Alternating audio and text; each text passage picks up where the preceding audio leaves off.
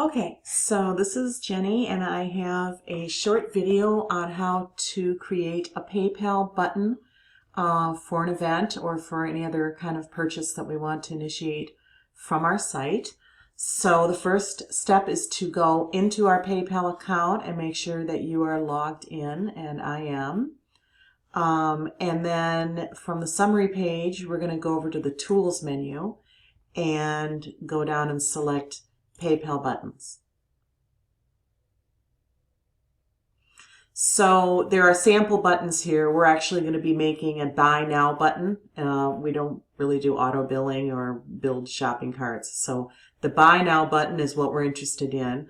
One very simple way to do this is to go into a previous event that's maybe similar. So today I'm going to build a button for a social event that has a reservation fee, and that's kind of similar to a Founders Day luncheon. So I'm going to go ahead and pull down the menu on that, and I'm going to create a similar button. So I'm going to go ahead and click on that. Okay. So now this is going to be a new button that is pre-filled with everything from the Founders Day 2016. So starting at the top, the button type is it's a Buy Now button. Again, there are different kinds of purchases you can make on PayPal, but ours are generally the Buy Now button. We're going to want to change the item name to reflect what they're purchasing. So instead of Founders Day 2016, I am going to change that to ornament, oops.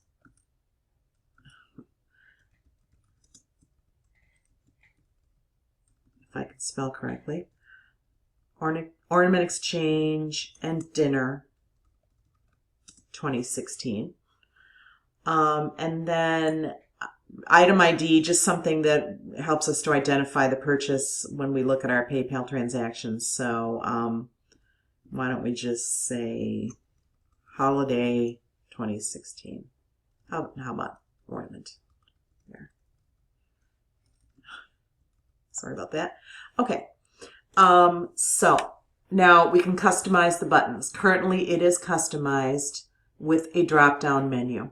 And we can go in and to edit and see what that is. So the drop-down menu for this event was a single reservation, and that was the cost.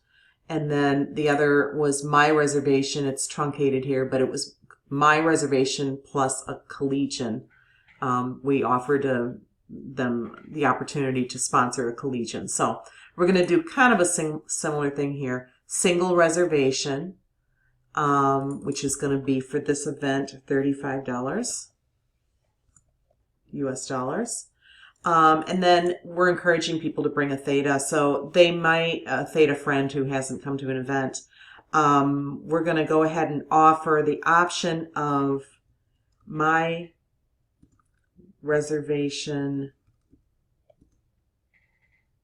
and theta guest. So that means they might invite somebody and they might decide to pay for their dinner, or they can have her pay her back. So we will go ahead and put that option is then obviously 2 reservations is $70. Okay, so then we will go ahead and save that by selecting done. We don't really need to add a drop-down menu. If we were offering menu options, say, this would be a place to do that, but we're not doing that. We could add a text field. An example of what you would use that for is if they were purchasing an item and it needed to have something special on it or something special about delivery. Obviously that doesn't apply here, so we are not going to add a text field. Okay, so this is then over here, according to the customization, it shows you what your button is going to look like. And those are the 2 options.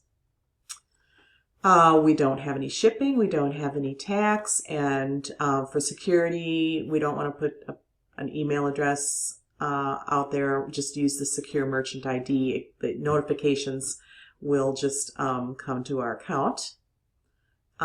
We don't track any inventory, so we can skip step 2. And then step 3, advanced features.